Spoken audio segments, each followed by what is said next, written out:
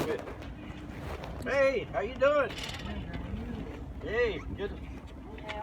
Hey. Have you got your dog with you? No. Okay, good. Hey, just a minute. Hey, Jeff. Hello. You want to come in? It's lovely out here. Oh, isn't it? The dogwoods are so beautiful this year. I don't know if he can come up the steps or not. He can. He's coming. Yeah, Yeah, he's coming. You okay?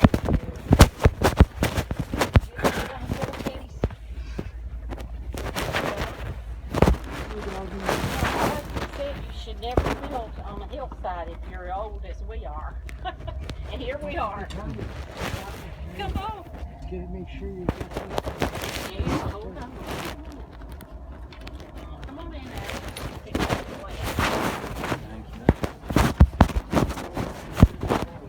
Come on in and sit down. Come sit down in the living room. Come on now, baby. Yeah, have a seat.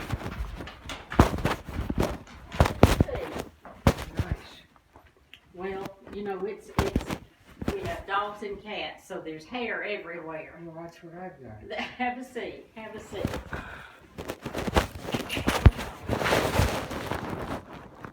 I thought you should know that Alex kind of fessed up to me. Who did? I wrote that message yesterday. Yeah, I thought maybe you had. You're upset, aren't you? I'm, like I said, I'm for the county or whatever. I'm just more concerned with how Jeff gets treated or whatever, you know. Yeah. I apologize to you. I panicked when I saw it. Don't worry about Went that. over to see Bill and Dottie, you know. Yeah, And they told me that's ridiculous, you know. yeah, And so I phoned you before he could stop me. yeah. Well, don't worry about it, Alex. I understand. You love the place, just like most everybody does that ever knows anything about it. And you've done some work down there, and I understand. But I really do think that, you know, it would be the best thing for the county because of the liability issue for it. And I think it could still be a lovely place that you would enjoy and everybody would enjoy, you know? Right. Our question is about it. Abraham, get back here. Is He's it gonna wanna smell you the whole time you're here. Well, I've got a dog. He likes it. He'd like. our main question about the county and stuff?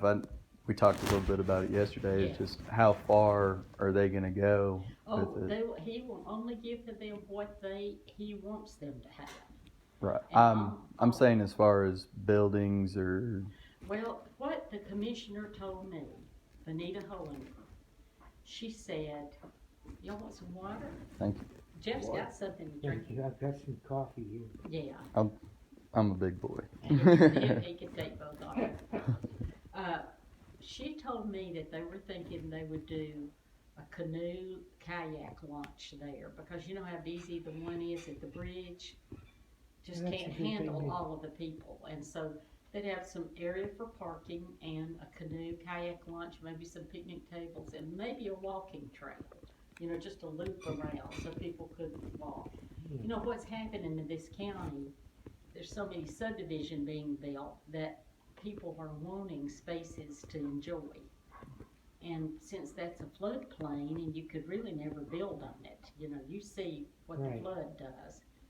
They would have to put things on it that would not be messed up, you know. Do you remember the old house we lived in? Yes, yes.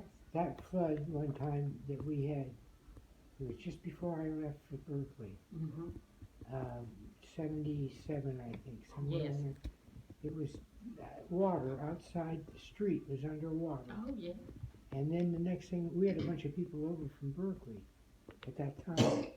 They had to walk the tracks to get to it. Yes, yes. And then they went outside, saw all that water, and went to get his camera. Came back out, the water was all gone. That's how it goes as quickly as it comes. Yeah, and there were fish slipping around in the street. I know. You know, we have some video of that flood because that was the biggest we've had, and we have video of that. It We never had an got old in our house. We had an old Super 8 camera. I don't know whether it was from the bridge. You know, we lived over near Graysville School at the time, but Mom and Dad were here. And we came over and stood and took pictures. And it could be, Jack, you remember that film we have of the flood in Graysville? I'll have to dig that out. That'd be fun to watch. To look at I that. don't even know where it might be. I don't know. Yeah, it's one of those that we had put from Super 8 to VHS, but now you need to have the VHS made into, you know, Yes. the technology is improving all the time. Yeah. I'll try to find that. You would enjoy watching that. Do you remember what years you all lived in that house? I was trying to remember. I know Liz was a little I had girl. moved to Berkeley, working for Bayer at that point. Mm-hmm. And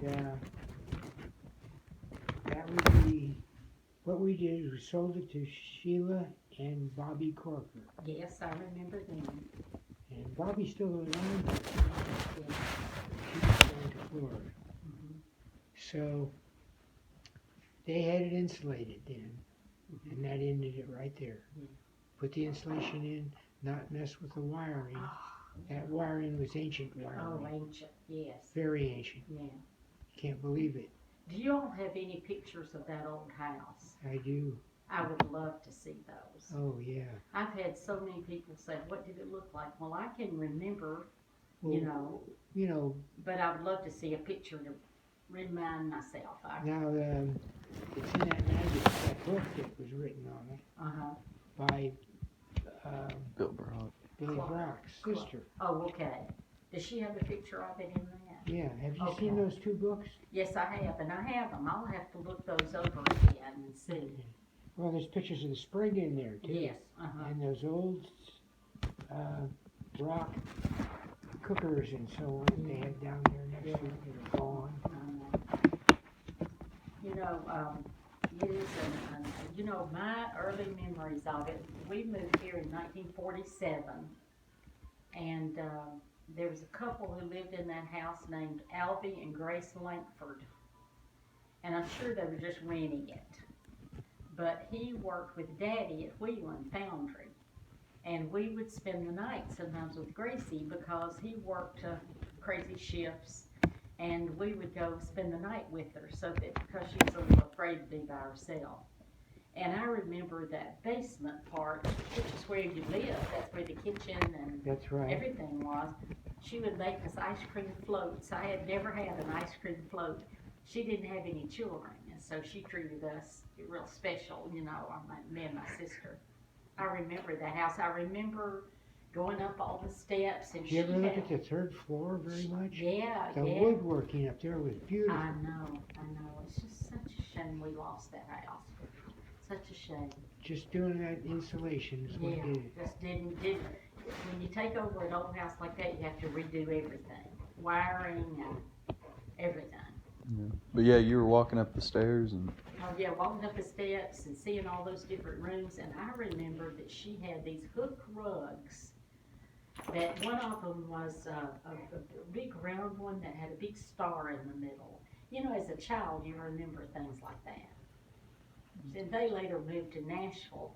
And then, but when Mom and Daddy first moved here, Fred Vaughn lived there. Yes. And they knew Fred really well. And he would come up and eat dinner with us sometimes. And The Vaughn boys used to come out and visit us. yeah, And they were working for Alcoholics Anonymous or something like that. yeah, And they were drinking every time. I know. Let's see now. There was a Vaughn who I One of them talked to visited about me in California. Spear Vaughn. Yeah. Now, how was he? Was he the son of Fred Vaughn? Was that how? I think so. Yeah, I think so too. Now, he drove a VW with double battery system in it all over the world. Really? He was a very unusual man. He visited us in California. He had a big home there. Yeah. And he just put up all his stuff in the living room at the back end of it. Stayed with us for several weeks. Mm-hmm. Showed me that car of his. That was amazing. He'd drive it onto the ship and then go to Hawaii or Japan. Isn't that amazing? Drive That's his car around Japan a lot and stick it back on the ship. he came to the Reed House and was staying there when he was quite old. And a lady who was interested in local history said, why don't we go down and talk to Spear and let him tell us what he remembers about Graysville. And I've got a letter that he wrote to somebody, or maybe it was to Betty, and she gave it, she gave me a lot, or gave to Mama a lot of things, and he talked about growing up in Graysville and how the kids that lived in the town were called townies, and the kids that lived out in the what they call rural areas would come in and go to school in the town, and they called him a townie. And I thought that was so funny because, Graysville was very country when we moved here. I couldn't imagine they thought of this as a real town, Yeah. But it had 2 or 3 stores and had a post office and had, it was more of a town, I guess, than most of them ever knew about. I didn't know about 2 or 3 stores. They did. They had at least 3 different stores in Graysville at one time. One is still standing, that little bitty store-like thing that's right before you get to the big old storage building. Oh, yeah. That's right. That was a store. And We'd hang out with the Weathers. The Weathers ran that store. I don't know who was running it when you remember that. Oh, you're thinking of Pete and Bud Brown's store. I am. I'm talking about that little building. If you just go straight down the hill here and turn right onto the front street, that pretty old white home sits there. There's a little bitty store-like building right next to it. It has iron bars on the front. That was one of the original post offices in Graysville. I'm sure. And it was a little store. And I remember going in there as a child. And then Pete and Bud's store, and there was a store on the back street, on Gray Street. Graysville was pretty booming, but you have to think about it. People couldn't go all they had were horse and buggies. Yeah. And so if you lived anywhere in this area, this is where you'd come to shop. Yeah. Isn't that interesting? Terribly. So interesting. Where did you move here from? My mom and dad grew up in Giles County, Tennessee. That's over in Middle Tennessee, north of Huntsville. It sits right on the Alabama